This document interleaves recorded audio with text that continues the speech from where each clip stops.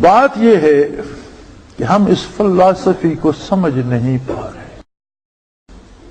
ہم صرف 2 سجدے کر کے جان چھڑانا چاہتے ہیں. ان سجدوں کا کیا فائدہ؟ وہ فرماتا ہے یہ سجدے تیرا میرا لین دین ہے، اگر میرا ایسا تو سارا بھی کھا گیا تو میں معاف کر دوں، میری ذات کو میری عظمت کو کوئی فرق نہیں. لیکن جو معاملہ تیرا میری مخلوق کے ساتھ ہے وہ میں نہیں چھوڑوں گا، پھر اسی سے معافی مانگتے پھرنا. میرا اور آپ کا کردار 6 کھرب انسانوں کے ساتھ ہے، دنیا کی ساری مخلوق کے ساتھ ہے، جانوروں، سمندری جانوروں اور فضائی جانوروں کے ساتھ ہے، کائنات کے ساتھ ہے، زمین اور آسمان کے ساتھ ہے. اور میں وہاں جو غلطی کرے گا اس کا اثر جہاں تک جائے گا معافی ان سے مانگنی پڑے گی. یوم حشر کو تلاش کرنا کہ میری گناہ کی نوسط کہاں تک پہنچی، کس کس کو کیا ایذا ہوئی، کس ماں کا جگر گوشہ چھن گیا، کس غریب کا گھر جل گیا، کس شہر پہ بجلی گری، اس کا سبب کہیں میں تو نہیں تھا. پھر بخشوانا آسان نہیں رہے گا. تو معرفت حق ہی یہ ہے لِيُظْهِرَهُ عَلَى الدِّينِ كُلِّهِ. میں نے فرمایا ہر کام کے کرنے کا ڈھنگ اور سلیقہ بتا کر اور اسی سلیقے اور طریقے کو دین برحق بنا دیا، عبادت بنا دیا. وہی مطلوب ہے تم سے، وہی معبود چاہتا ہے کہ میری مخلوق اس طرح سے میری عبادت کرے. اس نے گواہ کا نام اسے دیا جو جان لٹا دیتا. شہید کیا ہوتا ہے؟ صرف عربی کا لفظ ہے نا، اردو میں اسے گواہ کہتے ہیں. شاہد، شہید سب گواہ کو کہتے ہیں نا. تو اللہ فرماتا ہے اس نے میری عظمت کی گواہی دینے کا حق ادا کر دیا کہ میری عظمت پہ اپنی جان نچھاور کر دی. موت ہار گئی، یہ جیت گیا. وَلَا تَقُولُوا لِمَن يُقْتَلُ فِي سَبِيلِ اللَّهِ أَمْوَاتٌ. میری راہ میں جو کٹ مرا، نہیں یقتل، قتل کا فعل تو بدن پہ صادر ہوتا ہے، بدن کٹتا ہے، چھلنی ہوتا ہے، گولیاں لگتی ہیں، بم لگتے ہیں، تلوار سے کٹتا ہے. فرمایا قتل ہو گئے، پرخچے اڑ گئے، تم نے گٹھڑی باندھ کر دفن کر دی، لیکن اسے مردہ نہ کہو، موت اس سے کمزور پڑ گئی. بل احیاء، زندہ تو وہی ہے جو شہید ہے. موت مات کھا گئی اسے. کیوں؟ وہ اس نے گواہی دی ہے جان لٹا کر. تو جو ہر عمل میں اس کی توحید کی گواہی دے، اس کا مقام کیا ہوگا؟ جو بات کرنے میں احساس کرے کہ کہیں اس کی مرضی کے خلاف تو نہیں روئی، جو کام کرنے میں جسے اللہ یہ درد دے دے کہ اس کے خلاف تو نہیں جا رہا، جو سیاست کرنے میں جسے اللہ یہ درد دے دے کہ اللہ کی مخلوق پر زیادتی تو نہیں ہے، حکومت و اقتدار و اختیار میں جس کے دل میں یہ درد دے دے کہ کہیں کسی کی حق تلفی تو نہیں ہو رہی. اصل عبادت تو یہ ہے. اور یہ جو عبادت ہم مساجد میں کرتے ہیں، یہ اس کا ایک بہت بڑا سبب ہے.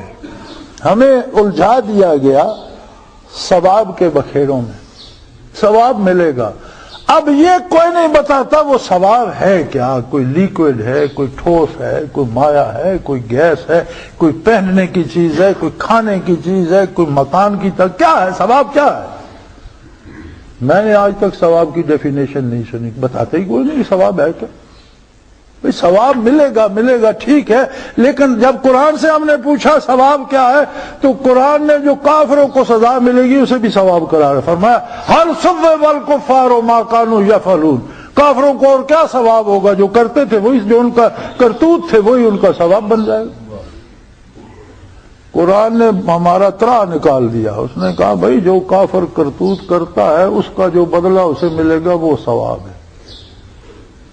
اس کا مطلب ہے مومن جو کرتا ہے اس کا جو بدلہ ملتا ہے وہ ثواب. بدلہ کیا ملتا ہے؟ عبادات کا بدلہ کیا ملتا ہے؟ مولوی صاحب نے کہا ادھار کرتا ہے اللہ، ادھاری مذہبی کمال ہے.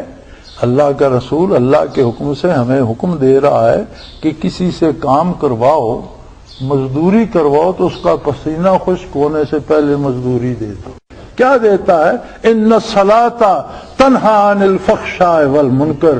ہر عبادت بندے کو اللہ کی نافرمانی سے روک کر قرب الہی عطا کرتی. نقد مزدوری، ہر سجدے کی نقد مزدوری، ہر قیام کی نقد مزدوری، ہر رکوع کی نقد مزدوری، ہر تسبیح کی نقد مزدوری، ہر تلاوت کی نقد مزدوری. کہ جب بھی کوئی اللہ کا نام لیتا ہے تو کسی گناہ میں غرق ہونے کی بجائے نیکی کی طرف چل پڑتا ہے. یہی مزدوری ہے. مولوی کے اس وعدے پہ نہ رہنا کہ مرنے کی، جس کو زندگی میں کچھ نہیں ملے گا مرنے کے بعد کچھ بھی نہیں. نقد جسے نہیں ملے گا وہ اس بات پہ نہ رہے کہ اللہ ادھار کرتا ہے. اللہ اتنا محتاج نہیں ہے کہ ادھار پہ کام کروا رہا. نقد دیتا ہے، ہر آن دیتا ہے، ہر لمحے دیتا ہے. ایک لمحے کا ذکر زندگی دیتا ہے، اتنا دے دیتا ہے. طلب ماہیت کر دیتا ہے. بندہ آتا ہے تو کچھ اور ہوتا ہے، جاتا ہے تو کچھ اور ہوتا ہے. نصف صدی ہو گئی حضرت کی خدمت میں، الحمدللہ 25 برس میں نے بسر کیے. اب 25 برس حضرت کے بعد ہونے کو آئے ہیں. نہ کسی سے حضرت رحمت اللہ علیہ نے کہا کہ داڑھی رکھو اور لباس اسلامی بنو، اور نہ آج تک میں نے کہا ہے. نہ کسی کے ساتھ یہ سلوک کیا کہ یہ حضرت آئے تو ان کی شیب ہوئی ہے، ان کی عزت کم کی جائے یا انہیں ذکر میں نہ بٹھایا جائے، یہ توجہ کم. کبھی نہیں. یہ ہمارا مسئلہ نہیں ہے.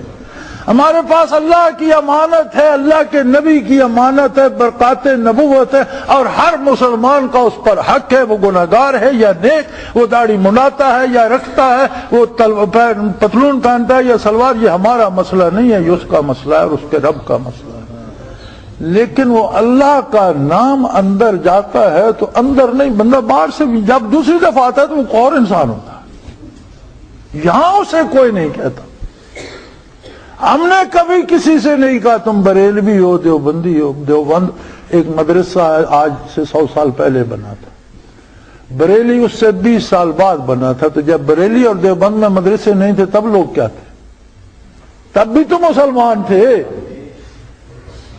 تو کسی مدرسے کو آپ ایک مذہب بنا لیں یہ تو زیادتی ہے. ایک مکتبہ فکر تو ہو سکتا ہے، ایک مذہب نہیں ہو سکتا. مذہب تو سیدھا سادہ ہے، لا الہ الا اللہ. اور جب گردنیں باطل خداؤں سے آزاد ہو جائے تو محمد رسول اللہ کی پیروی کے بغیر مزہ ہی نہیں آتا. جتنا گناہ ہوتا ہے وہاں کسی نہ کسی فرعون کی خدائی موجود ہوتی ہے، کسی نمرود کی خدائی موجود ہوتی ہے. کیا وہ نمرود کی خدائی تھی بندگی میں میرا بھلا نہ ہوا؟ کیا مراد ہے؟ یہی کہ بظاہر تو میں عبادتیں کرتا رہا، اندر نمرود بیٹھا تھا، بازار میں جاتا تھا تو بات اس کی مانتا تھا. خدائی تو نمرود کے پاس تھی اور ہم عبادت میں لگے ہوئے تھے.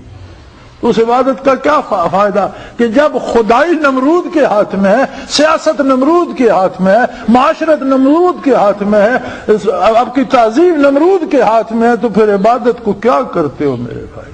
یہی تو آج کا مسئلہ ہے کہ جی تعظیم کو الگ کر دو، دین کو الگ کر لو. بھائی تو پھر دین کے پاس بچے گا کیا؟